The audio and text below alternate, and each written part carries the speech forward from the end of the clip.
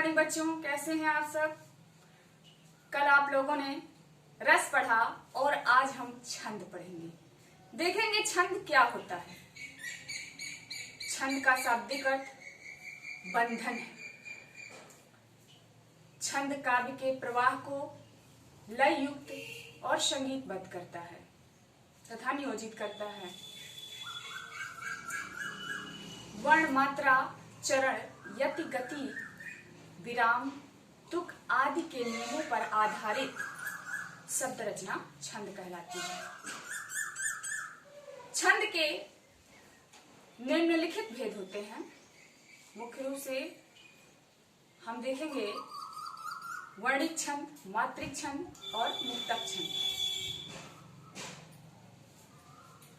कुछ विशेष बातों का ध्यान देना होता है। इस पे छंद जो होते हैं इसमें मात्रा लगाते समय हमको विशेष ध्यान देना होता है, जिसमें आ, ई, उ वर्ण ह्रस्व होते हैं। इनके लिए एक मात्रा होती है। दूसरा बड़ा, बड़ी, बड़ाऊ, ए, आए, ओ, आओ आदि के लिए दो मात्राएं होती हैं और अनुस्वार और विसर्ग के लिए भी दो मात्राएं होती हैं। संयुक्त व्यंजन अर्थात हलंत में कोई मात्रा नहीं होती है। तो यहां पर आप देख रहे होंगे छंद का शाब्दिक अर्थ है बंधन। अतः वर्ण, मात्रा, चरण, यति, गति, विराम, तुक आदि नियमों पर आधारित शब्द रचना छंद कहलाती है। छंद के प्रकार, छंद अनेक प्रकार के हैं, किंतु मुख्य रूप से छंदों के निम्नलिखित भेद हैं। वर्णिक छंद, मात्रिक छंद और मुक्तक छंद। वर्णिक छंद, मात्रिक छंद और मुक्तक छंद। इसमें विशेष हमको ध्यान देना है कि आ, ई, उ वर्ण ह्रस्व होते हैं। इनके लिए एक मात्रा होती है। आ, ई, उ, ए, आए, ओ, आओ आदि के लिए दो मात्राएं होती हैं। अनुस्वार और विसर्ग के लिए भी दो मात्रा का प्रयोग करते हैं। संयुक्ताक्षर अर्थात हलंत के लिए कोई मात्रा प्रयोग में नहीं लाई जाती है। आगे हम देखते हैं चौपाई। बच्चों हम देखते हैं चौपाई छंद। चौपाई छंद क्या होती है? यह मात्रिक छंद है। दोहा और चौपाई, सोरठा और रोला मात्राओं की गणना पर आधारित होते हैं, इसलिए ये मात्रिक छंद कहलाते हैं। तो चौपाई छंद, और ध्यान देना बच्चों, आपके पाठ्यक्रम में यानी कक्षा 9 के पाठ्यक्रम में केवल दोहा और चौपाई अध्ययनरत है। आप यही अध्ययन करेंगे। तो इस छंद में 4 चरण होते हैं। प्रत्येक चरण में 16-16 मात्राएं होती हैं तथा अंत में 2 गुरु होते हैं। इसके पहले मैंने अभी बताया था आप सबको कि लघु और गुरु, ये हमारा जो चिन्ह लगा हुआ है यहाँ पे, ये लघु है और ये गुरु का चिन्ह है। और अंत में 2 गुरु होते हैं। तो देखिए यहाँ पे 2 गुरु हैं। आप लोग सोच रहे होंगे ये कैसे लगा है मात्रा, ये क्या है? तो उदाहरण में हम देखते हैं बंदो गुर पद पदुम परागा, सुरुचि सुवास सरस अनुरागा, अमिया मूरिमय चूरन चारु, समन सकल भव रुज परिवारु। तो देखेंगे यहाँ पे मात्रा। अब इसमें 4 चरण हैं। यहाँ पे देख रहे हैं कि प्रत्येक चरण में 16-16 मात्राएं हैं। तो पहला चरण हमारा यहाँ से यहाँ तक हुआ, दूसरा यहाँ से यहाँ तक, और तीसरा चरण यहाँ तक, और चौथा चरण यहाँ तक हो गया। बंदो गुर पद पद्म परागा, सुरुचि सुवास सरस अनुरागा, अमिया मूरिमय चूरन चारु, समन सकल भव रुज परिवारु। तो ये जो हमारा चिन्ह है, ये हमारा जो संकेत है, ये दीर्घ का संकेत है, इसको हम गुरु भी कहते हैं। और ये लघु चिन्ह है। तो हम देखेंगे यहाँ पे बंदों में हमारा दीर्घ यानी गुरु लगा हुआ है, और दा वर्ण है, और उ यहाँ पे भी सिंगल मात्रा, ये डबल मात्रा यानी दो मात्रा गुरु का प्रयोग हुआ है, यहाँ पे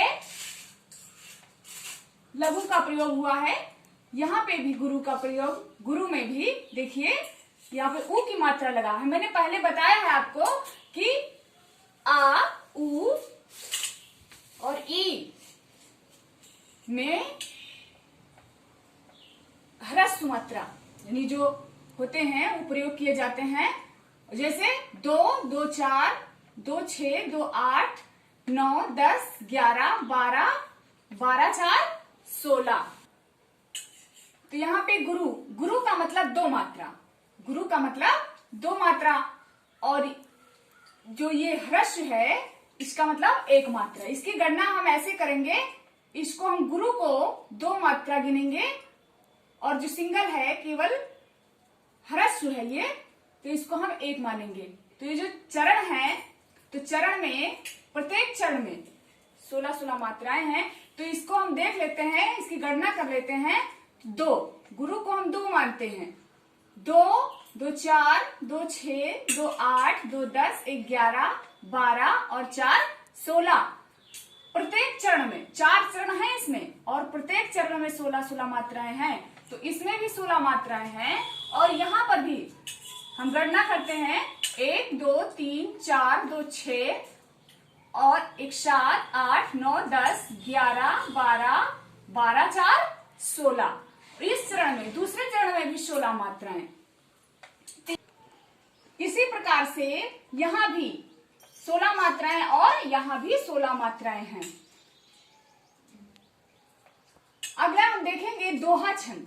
दोहा छंद विमात्रिक छंद है।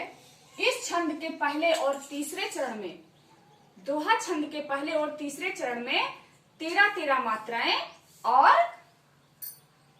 दूसरे एवं चौथे चरण में 11-11 मात्राएं होती हैं। यहां भी देखेंगे उदाहरण इसका, ठीक इसी प्रकार से इसमें भी मात्रा का प्रयोग करना है। अब हम इसको लगाएंगे आपके सामने, देखिए यहाँ पे हम एक मात्रा लगाएंगे, और यहाँ भी, क्योंकि यहाँ पे छोटी की मात्रा लगी हुई है, और यहाँ पे एक मात्रा, यहाँ भी एक मात्रा, यहाँ पे हम गुरु का प्रयोग करेंगे, यहाँ पे ह्रस्व, और यहाँ पे भी हम ह्रस्व का मात्रा प्रयोग करेंगे, और यहाँ पे गुरु का, और यहाँ भी गुरु। अब हम इसकी गणना कर लेते हैं। देखते हैं कि हमारे तीसरे यानी पहले चरण में, छंद के पहले और तीसरे में 13-13 मात्राएं हैं। तो पहला चरण हमारा ये यहाँ से यहाँ तक है, और हमारा ये तीसरा चरण है। पहला, दूसरा, तीसरा और चौथा चरण। तो हम यहाँ देखेंगे, ये हमारा तीसरा चरण हो गया, ये दूसरा है, ये चौथा है, ये पहला। पहले चरण में अब हम देखते हैं कि 13 मात्राएं हैं। गणना करते हैं। 1, 2, 3, 4, 2, 6, 7, 8, 2, 10, 11 और 2, 13। आगे हम दूसरे चरण में देखते हैं। अब दूसरे चरण में हमारी 11 मात्राएं होंगी। देखेंगे यहाँ पे इस तरह, यहाँ पे बड़ी की मात्रा है इसलिए हम दीर्घ का प्रयोग करेंगे, दीर्घ अर्थात गुरु, और यहाँ पे हम ह्रस्व मात्रा का प्रयोग करेंगे, और यहाँ पे फिर हम दीर्घ मात्रा, और यहाँ पे हम देखेंगे ये भी दीर्घ होगा, और यहाँ पे ह्रस्व का प्रयोग होगा। तो यहाँ पे हम इसकी गणना करेंगे। देख रहे हैं कि 11 मात्रा आ रहा है। 1, 2, 3, 2, 5, 1, 6, 2, 8, 2, 10, 1, 11।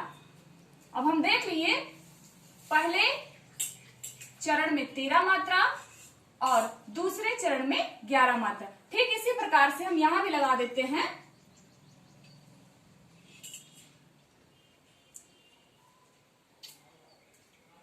ये हमारा दीर्घ है, प्रा की मात्रा है, यहाँ भी दीर्घ है और यहाँ भी दीर्घ है और यहाँ भी दीर्घ है।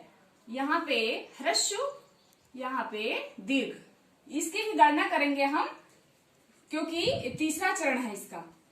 तो 1 और 2 3, 2 5, 1 6, 2 8, 2 10, 1 11, 2 13। तो यहाँ पे 13 हो गया। 13 आगे हम देखेंगे चौथा चरण। चौथे चरण में हम मात्रा लगाएंगे 3 4, 2 6, 7 8, 2 10, 1 11। हम देख लिए मात्रा लगाना हमने सीखा कि कैसे मात्रा की गणना की जाती है और कैसे मात्रा का प्रयोग किया जाता है। इस मात्रा को हम ह्रस्व और इसको दीर्घ अर्थात गुरु का चिन्ह मानते हैं। तो यहाँ पे हमने देखा दोहा छंद का की परिभाषा और उदाहरण। तो बच्चों, उम्मीद है कि आप लोग सीखे होंगे। इसमें दोहे में एक बात और ध्यान देना है कि लास्ट में तुकांत शब्द आते हैं। तो इसकी पहचान तो हम ऐसे ही करेंगे कि दोहा के जो लास्ट अक्षर होते हैं लास्ट में तुक आते हैं, तो हम इससे पहचान कर लेंगे इसकी। और इसमें चौपाई में हम मात्रा लगा करके देख लेंगे कि लास्ट में हमारा दीर्घ आ रहा है अर्थात गुरु आ रहे हैं, तो इसकी पहचान हम इससे कर लेंगे। और दोहा और चौपाई हमारा मात्रिक छंद है, ये मात्राओं की गणना पर आधारित होता है। आगे कल हम अलंकार पढ़ेंगे। धन्यवाद।